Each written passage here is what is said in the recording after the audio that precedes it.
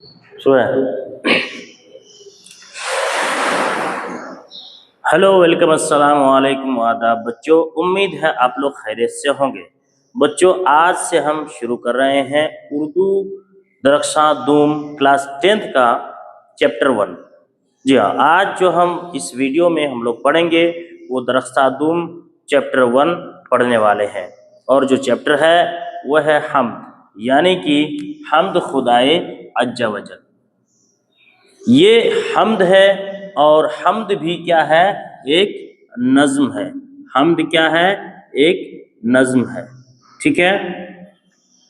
حمد ایسی نظم ہے جس میں اللہ تعالیٰ کی تعریف کی جاتی ہے، کیونکہ حمد کا لغوی معنی ہی ہوتا ہے اللہ کی تعریف کرنا۔ یہ عربی لفظ ہے، ٹھیک ہے، جس کا معنی تعریف کے ہوتا ہے۔ تو حمد میں بیسیکلی وہ نظم ہوتا ہے جس میں صرف اللہ کی تعریف ہوتی ہے، اور حمد جو ہے اللہ کی تعریف کے لیے ہی جو ہے مخصوص ہوتا ہے۔ یعنی اگر آپ کسی نظم میں اللہ کے علاوہ کسی کی تعریف کرتے ہیں تو اس نظم کو آپ حمد نہیں کہہ سکتے۔ حمد جو ہے اللہ تعالیٰ کی تعریف کے لیے خاص ہے۔ اسی طرح سے جو ہے اس چیپٹر میں جو حمد ہے، آپ یہاں پہ دیکھ سکتے ہیں، آپ کے کتاب میں جو ہے دیا ہوا ہے کہ حمد کا لغوی معنی آپ دیکھ سکتے ہیں کہ آپ کا یہاں پہ چیپٹر دیا ہوا ہے حمد کے بارے میں، اور اس سے جو ضروری چیزیں ہیں اس چیز کو ہم آپ کے لیے نچوڑ کے طور پر یہاں پر بتانے والے ہیں، پوائنٹ وائز آپ دیکھنے والے ہیں۔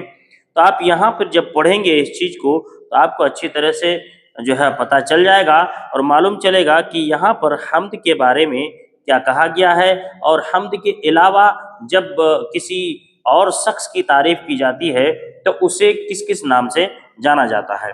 تو یہاں پر ہم بیسیکلی جانیں گے کیا کہ حمد کسے کہتے ہیں، پھر جو ہے نعت کسے کہتے ہیں، اسی طرح منقبت کسے کہتے ہیں، اور قصیدہ کسے کہتے ہیں۔ جب آپ اس پورے چیپٹر کو پڑھیں گے، چیپٹر کے جو یہ حمد کا سیکشن ہے، جب آپ ان جو ہے پیراگراف کو پڑھیں گے تو آپ کو یہاں پہ ان چیزوں کے بارے میں پتہ چلے گا۔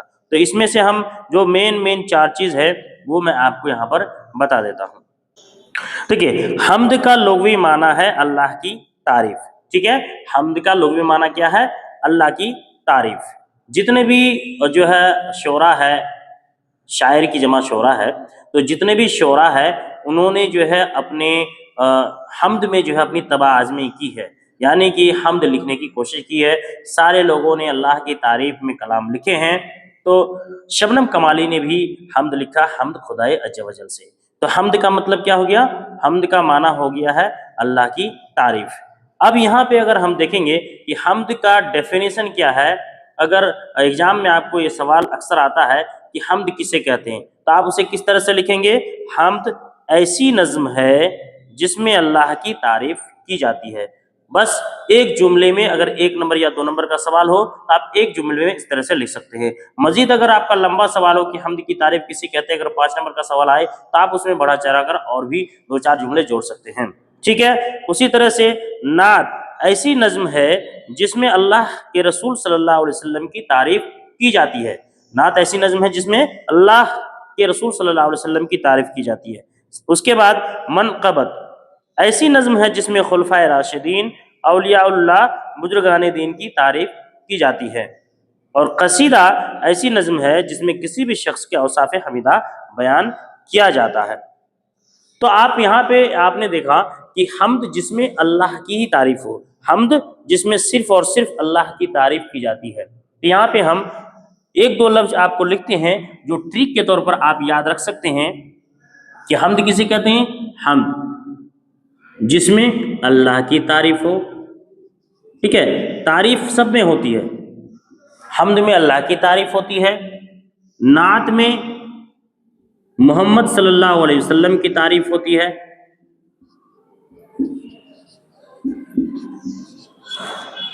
اسی طرح جو ہے منقبت میں خلفائے راشدین،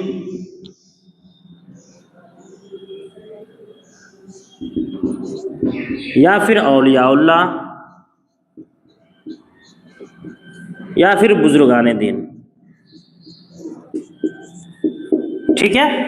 मनक़बत में खुलफ़ाए राशिदीन, औलियाउल्लाह या बुजुर्गान दीन की तारीफ जो है की जाती है। एक है आपका कसीदा। कसीदा आप किसी भी आम आदमी के बारे में जब तारीफ करते हैं नज़्म में, या फिर बादशाहों के बारे में तारीफ करते हैं नज़्म में, तो उसे कसीदा कहते हैं। तो आप यहाँ पे याद रखने के लिए लिख सकते हैं कि आम आदमी या फिर बादशाह। ठीक है, तो ये इम्पोर्टेंट पॉइंट्स एग्जाम में हमेशा आता है और आपको पूछा जाता है। बच्चों, हम जो इस नज़्म को यानी हम्द को जो पढ़ेंगे, हम्द को पढ़ने का गर्ज सिर्फ ये नहीं होगा कि हमें एग्जाम में मार्क्स लेकर आना है। एग्जाम में मार्क्स तो बेहतर आएगा ही, अगर आप अच्छे से हमारे क्लासेस को रेगुलरली देखेंगे तो आप इतना श्योर रहिए कि आपको 95 प्लस मार्क्स किसी भी सूरत में आने वाला है। ठीक है, शर्त यह है कि आपको हमेशा हमारे क्लास के साथ रेगुलर जुड़े रहना होगा और क्लासेस को रेगुलर देखना होगा। ठीक है, हम्द दरअसल अल्लाह की तारीफ की जाती है इसमें, और हमें भी जब भी कोई इंसान कोई काम करता है तो सबसे पहले अल्लाह का नाम लेता है। तो किताब के शुरुआत में हम्द को लाने का मकसद क्या होता है? आप क्लास 1 से लेकर आप देख रहे हो क्लास 10 तक, हर एक उर्दू की किताब में शुरू में अल्लाह की तारीफ से मुताल्लिक हम्द लिखा होता है, ताकि हम भी जब अपनी ज़िंदगी में कोई काम करें तो हमारा जो खालिक है, हमारा जो मालिक है, हमारा जो रब है, जो हमारा पालने वाला है, उसकी मारिफत हासिल कर सके, हम उसे जान सके, उसे पहचान सकें। और साथ ही साथ जो है हम जब भी कोई काम करें तो उसके नाम से शुरू करें और उसकी तारीफ से शुरू करें। हम्द में अक्सर अल्लाह की तारीफ होती है, साथ ही साथ बीच में जो है कुछ दुआया कलमात भी होते हैं, अपनी आजिज़ी और इनकिसारी भी बयान की जाती है, जो है अपनी मजबूरी भी बयान की जाती है। जैसा कि जो है शबनम कमाली ने इस नज़्म में जो है सबसे पहले अल्लाह की तारीफ की है। अल्लाह की तारीफ करने के साथ साथ कुछ जो है अशार में उन्होंने अपनी जो है कमज़ोरियों को बयान किया है, जो इंसान की कमज़ोरियां हैं, फिर उन्होंने अल्लाह ताला से दुआएं की है। तो ये एक तरीका होता है कि हम्द में आप सबसे पहले क्या करते हैं? अल्लाह की तारीफ करते हैं। उसके बाद कुछ कलमात में आप अपनी जो है मजबूरी और आजिज़ी और इनकिसारी बयान करते हैं। फिर जो है आप दुआया कलमात के साथ अपने हम्द और अपने नज़्म को जो है ख़त्म करते हैं। तो चलिए हम लोग जो है अल्लामा शबनम कमाली के बारे में जानते हैं कि जो शबनम कमाली जो है किस तरह के शायर थे और उनका मिजाज कैसा था। मुसन्निफ के तारुफ इस तरह से है कि नाम जो है शबनम कमाली का मुस्तफ़ा रज़ा कमाली है। तखल्लुस शबनम लिखते हैं और तखल्लुस की पहचान ये है कि उसके ऊपर में एक निशान होती है। ठीक है, तारीख़ पैदाइश 22 जुलाई 1938 ईस्वी में ये पैदा हुए और ये पोखरेरा जिला सीतामढ़ी बिहार में पैदा हुए। ठीक है, वालिद का नाम मौलवी हसन रजा कमाली और वालिदा का नाम अजरुन्निसा है। वफ़ात हुआ इनका 1 अगस्त 2004 ईस्वी में। कमाली की निस्बत हजरत मौलाना सैयद अबू नसर हम्दुल्लाह कमालुद्दीन से है। शबनम कमाली अपनी ज़िंदगी का बेशतर हिस्सा वाज़ व तबलीग में सर्फ किए। वो अल्लाह और उसके प्यारे नबी सल्लल्लाहु अलैहि वसल्लम के सच्चे आशिक थे, चुनांचे उन्होंने अपने शेरी तख्लीकात में भरपूर वालेहाना जज़्बात का इजहार किया। अल्लामा शबनम कमाली जो है एक आलिम दीन थे और उनका जो है नज़रिया, उनके जो ख्यालात थे वो दीनी थे। उन्होंने अपनी ज़िंदगी का बेशतर हिस्सा वाज़ व तबलीग, दीन लोगों को दीन की नसीहत में गुजार दिया और उनका जो एक ताल्लुक़ था नबी सल्लल्लाहु अलैहि वसल्लम के साथ, उनका जो मोहब्बत था, उन्होंने अपने जो है नातिया कलमात में उनका इजहार किया है। मज़कूरा नज़्म हम्द खुदाए अज़्ज़ा व जल आपकी इसी जज्बा की एक मिसाल है। यानी कि अल्लामा जो शबनम कमाली हैं, इनके अंदर जो अल्लाह की मोहब्बत और नबी सल्लल्लाहु अलैहि वसल्लम की मोहब्बत जो कूट कूट कर भरी हुई थी, उनकी एक मिसाल है ये जो हम्द है और उसका जो इजहार है, ये हम्द है, हम्द खुदाए अज़्ज़ा व जल। आपके नातिया अशार के कई मंजूमात शाये हुए हैं, जिनमें अनवार अक़ीदत, रियाज़ अक़ीदत, ज़ियाए अक़ीदत और सोहबाए अक़ीदत मशहूर है। एग्जाम में सवाल आता है कि शबनम कमाली के नातिया मंजूमात के नाम लिखें, तो ये चीज़ आपको याद कर लेना है, अनवार अक़ीदत, रियाज़ अक़ीदत, ज़ियाए अक़ीदत और सोहबाए अक़ीदत वगैरह। ठीक है, ये आपको सवाल में आता है। चले अब हम जो है हम्द खुदाए अज़्ज़ा व जल को पढ़ते हैं और समझते हैं। हम जब اس کو پڑھیں گے تو اس کا صرف یہ غرض نہیں ہوگا کہ ہم اس حمد کو پڑھ کر امتحان میں اچھے نمبرات لائیں گے، جی بالکل نہیں، اچھے نمبرات تو ہمارے آئیں گے ہی، لیکن جب ہم اس حمد کو پڑھیں گے تو اس ذوق اور اس جذبے کے ساتھ پڑھیں گے، تاکہ اس حمد لکھنے والے کا جو غرض ہے وہ غرض ہوتا ہے کہ حصول ثواب۔ اللہ تعالیٰ کی تعریف کوئی کرتا ہے، نبی صلی اللہ علیہ وسلم کی تعریف میں کوئی نظم لکھتا ہے تو اس کا مقصد صرف یہی ہوتا ہے کہ اس سے اسے ثواب حاصل ہو، اور اس نظم کو اور اس حمد کو پڑھنے کا ہمارا مقصد یہ ہوگا کہ اس میں بھی ہمیں ثواب حاصل ہو۔ اس جذبہ اور اس نیت کے ساتھ ہمیں پڑھنا ہے تاکہ اس نظم کے لکھنے والے کا جو اصل مقصد ہے اس کی حصول یابی ہو، انہیں بھی ثواب ملے اور ہمیں بھی ثواب ملے۔ کیونکہ علم ایک ایسی چیز ہے کہ انسان جب اس دنیا سے رحلت کر فرما جاتا ہے، انتقال کر جاتا ہے، تو علم ہی ایک ایسی چیز ہے جو اس تک پہنچتا ہے۔ یعنی کہ اگر آپ علم حاصل کرتے ہیں پھر دوسروں تک اس علم کو پہنچاتے ہیں اور آپ انتقال کر کے اس دنیا سے چلے جاتے ہیں، تو اس علم سے، آپ کے دیے ہوئے علم سے اگر کوئی سیکھتا ہے، سمجھتا ہے، تو اس کا اجر و ثواب آپ کو ملتا رہتا ہے۔ تو آپ بھی بچوں یہاں سے جو ہے اپنے اندر یہ ذوق اور جذبہ پیدا کرے کہ جو بھی آپ سیکھیں گے صرف ایگزام کے جو ہے ایگزام کے پیش نظر نہیں، بلکہ آپ اپنے اندر کی جو اندر میں جو ہے صلاحیت پیدا کرنے کے لیے اور اندر میں جو ہے خوبی کو پیدا کرنے کے لیے، تاکہ آپ کو اس کا اثر ہو۔ تو چلیے ہم لوگ حمد کو پڑھتے ہیں اور اسے سمجھنے کی کوشش کرتے ہیں۔ حمد خدائے عز و جل، حمد خدائے عز و جل یعنی کہ عزت اور جلال والے خدا کی تعریف، ٹھیک ہے۔ شاعر لکھتے ہیں خالق دو جہاں ہے تو ایزد جل جلال ہے۔ ایک ایک جو ہے مصرع کو آپ سمجھنے کی کوشش کریں، ٹھیک ہے۔ خالق دو جہاں ہے تو ایزد جل جلال ہے، یکتا ہے تیری ذات پاک عالی و بے مثال ہے۔ یعنی دو جہاں کا خالق ہے، خالق مطلب بنانے والا، ٹھیک ہے۔ ایزد جل جلال ہے، جلال والا خدا ہے، ٹھیک ہے۔ یکتا ہے تیری ذات پاک، تیری ذات پاک کیا ہے؟ یکتا ہے، وحدہ لا شریک ہے، یعنی تو اکیلا ہے۔ عالی و بے مثال ہے، اونچا ہے، بلند ہے اور بے مثال ہے۔ تیرے ہی فیض باب سے ملتا ہے دو جہاں کو رزق، یعنی تیرے ہی کرم سے، تیری ہی مہربانی سے، تیرے ہی کرم کے دروازے سے ہمیں جو ہے رزق ملتا ہے، دونوں جہاں کو رزق نصیب ہوتا ہے۔ سب کی حیات و موت کا مولا تجھے خیال ہے۔ اللہ کی تعریف کرتے ہوئے شبنم کمالی لکھتے ہیں کہ تیرے ہی فیض سے جو ہے دونوں جہاں کو رزق ملتا ہے، تیرے علاوہ رزق دینے والا کوئی نہیں ہے۔ سب کی حیات اور موت، جتنے بھی لوگ زندہ ہیں، جو بھی مر رہے ہیں، ان سبھی چیزوں کا خیال صرف اور صرف کس کو ہے؟ وحدہ لا شریک آپ کو ہے، ٹھیک ہے، خدا کو ہے۔ قدرت خاص کا تیری عکس ہے بزم کائنات، یہ جو پوری دنیا بنی ہوئی ہے، ٹھیک ہے، یہ سیارے، یہ ستارے، یہ کہکشاں، یہ دنیا، یہ زمین، یہ آسمان، یہ سارے چیز جو بھی بنا ہوا ہے، شاعر کہہ رہا ہے یہ تیرے قدرت کی جو ہے ایک عکس ہے۔ اس عکس جیسے تصویر ہم آئینہ میں دیکھتے ہیں، پرچھائی ہوتی ہے، تو اللہ کی قدرت کی یہ تصویر ہے، یہ ہمیں بتا رہا ہے کہ اللہ کی کتنی بڑی قدرت ہے۔ اسی لیے جب ہم دنیا کے ان چیزوں پر غور کرتے ہیں تو ہمیں اپنے خالق کی پہچان ہوتی ہے۔ تو شاعر کہہ رہا ہے کہ قدرت خاص کا تیری عکس ہے بزم کائنات، یہ جو بزم ہے، یہ جو کائنات کی دنیا ہے، یہ تمہاری قدرت کی جو ہے ایک پرچھائی ہے، ایک مثال ہے اور اس کا گواہ ہے۔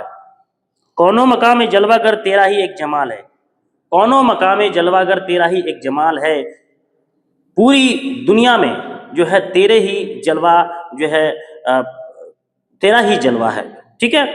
قائم ہے تیرے حکم سے آج بھی نظم زندگی، یعنی یہ جو زندگی کا نظم ہے، موت ہے، حیات ہے، یہ جو زندگی چل رہی ہے، اس کا جو ایک نظم ہے، یہ تیرے ہی جو حکم سے چل رہا ہے، اور تیرے علاوہ کسی کے حکم سے یہ نظم چل نہیں سکتا۔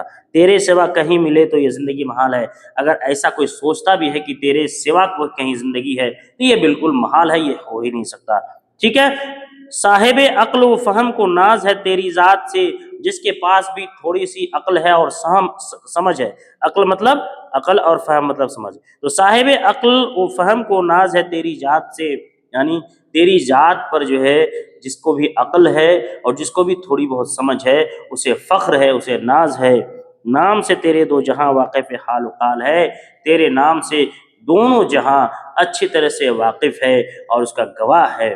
ٹھیک ہے, لاکھ برس اگر کوئی حمد و ثنا تیری کرے, ٹھیک ہے, لاکھ برس اگر کوئی حمد و ثنا تیری کرے, یعنی تیری اگر تعریف لاکھوں برس تک کرتے رہے, پوری زندگی نہیں, لاکھوں سال تک, کروڑوں سال تک اگر کوئی تعریف کرے, ہو سکے حق ادا تیرا ممکن نہیں محال ہے, تو تیرے تعریف کرنے سے تیرا حق ادا ہو جائے گا. یہ بالکل محال ہے, ممکن ہی نہیں ہے کہ تیری تعریف کر کے کوئی تیری تعریف کو مکمل طور پر کر سکے. یہاں پہ جو ہے شبنم کمالی جو ہے اپنی کمزوری بیان کر رہے ہیں, انسان کی کمزوری یہ بیان کر رہے ہیں کہ انسان لاکھوں سال تک اگر تیری تعریف کرے پھر بھی تیرا حق ادا نہیں کر سکتا ہے, اتنے جو محتاج اور مجبور ہے.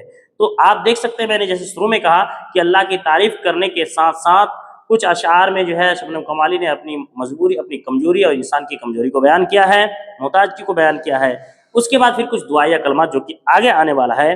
ظلمت دہر میں ہمیں نور سحر کی ہے تلاش, یہ بالکل یہ جو اگلا مصرع ہے آپ سنیے سے, ظلمت دہر میں ہمیں نور سحر کی ہے تلاش, یعنی یہ جو اندھیری دنیا ہے, یہ جو اندھیرا زمانہ ہے, یہاں پہ نور سحر, سحر کا مطلب صبح ہوتا ہے, صبح کی روشنی کی تلاش ہے. اس پورے اندھیری دنیا میں ہمیں ایک صبح کی کرن, صبح کی روشنی کی تلاش ہے. لطف و کرم کی ایک نظر مولا یہ عرض حال ہے, ابھی کی جو میری حال ہے اس وقت کی یہ گزارش ہے کہ آپ ایک لطف و کرم آپ ہم پر کر دیں, ہمیں ایک اندھیری دنیا سے نکال کر جو ہے صبح کی جیسی کرن ہوتی ہے, صبح کی جیسی روشنی ہوتی ہے, ایسی روشن دنیا میں لے کر چل. مقصد نیک میں صدا کر دے ہمیں تو کامیاب. یہ دعا کا ایک طریقہ ہوتا ہے. جب بھی آپ دعا کریں تو آپ خصوصی کسی چیز کے لیے دعا نہ کریں کہ اللہ مجھے یہ دے دیں یا اللہ مجھے یہ دے دے, اس طرح کی دعا نہیں کرنی چاہیے, کیونکہ ہمیں نہیں معلوم کہ کون سی چیز ہمارے لیے اچھی ہے.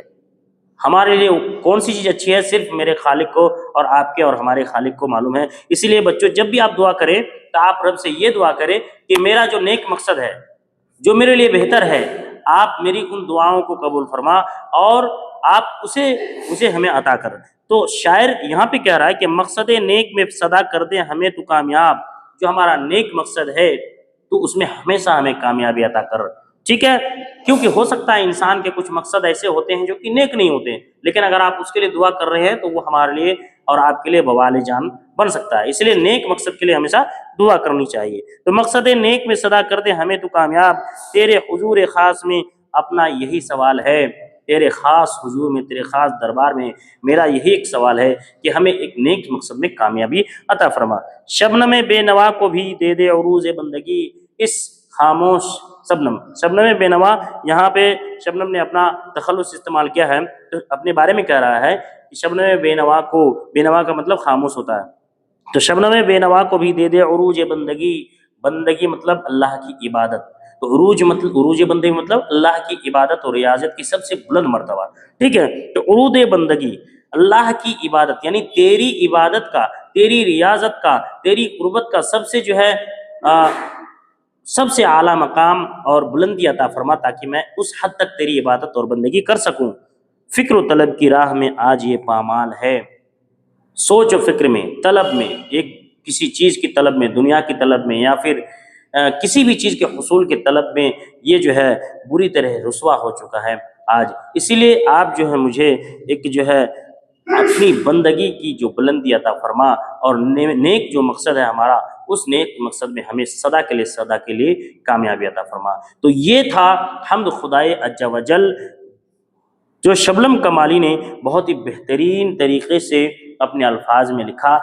اور انہوں نے یہ کہا بھی ہے کہ چاہے کتنوں بھی ہم تعریف کر لیں اپنے رب کی پروردگار کی, لاکھوں سال تک اگر کوشش کر لیں پھر بھی ہم اس کا حق ادا نہیں کر سکتے ہیں. اور اللہ نے خود کلام مجید میں فرمایا ہے, جس کا مفہوم یہ ہے کہ اگر انسان پوری کائنات کے جو درخت ہیں اس کو قلم بنا لے اور سمندر کو سیاہی بنا لے تو اللہ کی تعریف کو لکھ کر ختم نہیں کر سکتے.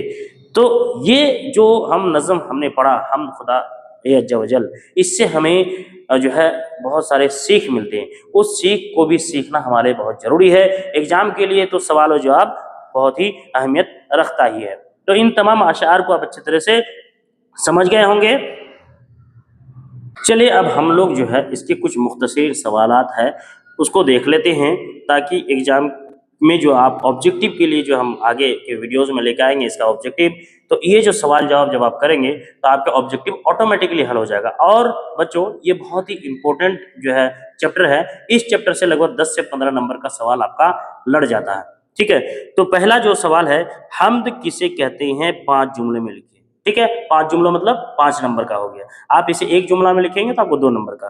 تو حمد کا لغوی معنی ہے اللہ کی تعریف، اللہ پورے کائنات کا خالق ہے اور انسان ہر دم ان کا محتاج ہے، لہٰذا اللہ کی تعریف، بڑائی، کبریائی اور خدا سے اپنی محبت و عقیدت کا اظہار جس نظم کے ذریعے کیا جاتا ہے اس نظم کو کہا جاتا ہے حمد۔ حمد میں اللہ کی حمد و ثنا کی جاتی ہے۔ اگلا سوال ہے کہ حمد و منقبت اور قصیدہ میں کیا فرق ہے؟ یہ سوال بہت ہی امپورٹنٹ ہے اور یہ اکثر پوچھا جاتا ہے، حمد اور نعت میں فرق، حمد و منقبت میں فرق، حمد و منقبت قصیدہ میں فرق۔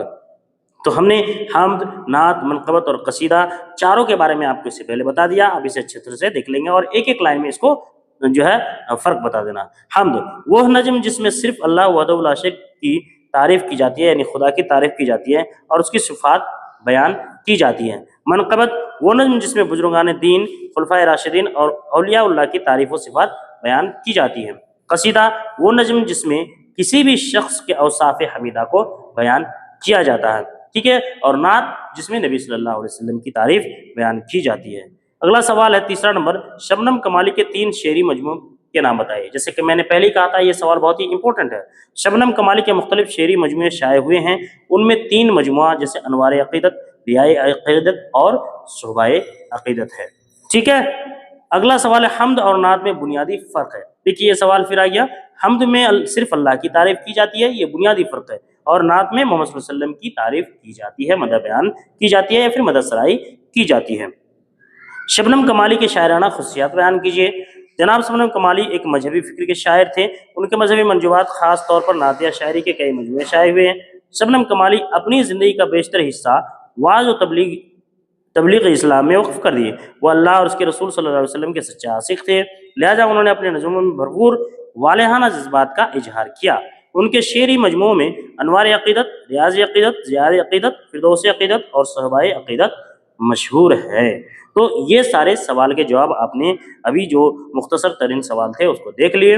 ابھی تک آپ نے جو کچھ بھی پڑھا اس سے سمبندھت ہم آبجیکٹو کا ایک اسپیشل الگ سے کلاس لے کر آئیں گے، اس میں لگ بھگ جتنے بھی آبجیکٹو میکسیمم بن سکتے ہیں اس کو کریں گے، اور اس میں آپ کو بھی ساتھ میں ہمارے سالو کرنا پڑے گا، آنسر دینا پڑے گا۔ تو امید ہے کہ آپ کو یہاں تک جو چیپٹر میں جتنی بھی چیزیں ہم نے بتائی ہے وہ چیزیں آپ کو اچھی طرح سے سمجھ میں آ گئی ہوں گی۔ اگر آپ کو کسی طرح کی کسی بھی لفظ میں، کسی بھی ٹاپک میں یا کسی بھی سوال میں کسی طرح کا کوئی دقت ہے تو آپ جو ہے کمنٹ باکس میں ضرور لکھیں۔ آپ ہمارے ٹیلی گرام چینل اور واٹس ایپ چینل کو جو ہے فالو کریں اور واٹس ایپ یا ٹیلی گرام گروپ سے جڑ جائیں، تو آپ کو جو ہے اس میں سوال جواب کرنے میں کسی طرح کی کوئی دقت ہوگی تو اس میں بھی آپ کو ہیلپ اور مدد کیا جائے گا۔ ویڈیو کو جو ہے اپنے تمام دوستوں تک شیئر کیجیے، لائک ضرور کیجیے، آپ کے جو چھوٹے بھائی ہیں ان تک بھی اسے شیئر کیجیے، کیونکہ آگے وہ بھی آنے والے ہیں۔ جو لوگ تیاری کر رہے ہیں جو ہے ان کو بھی یہ ویڈیو آپ شیئر ضرور کیجیے۔ چینل کو اگر آپ نے سبسکرائب نہیں کیا ہے تو سبسکرائب کر کے نوٹیفیکیشن آن کر دیں، تاکہ جب بھی ہم کلاسز لے کے آئیں، کیونکہ ریگولر کلاس آنے والا ہے تو اس کا نوٹیفیکیشن آپ تک پہنچ جائے۔ تو آج کا کلاس یہیں سے ختم کرتے ہیں، بہت بہت شکریہ۔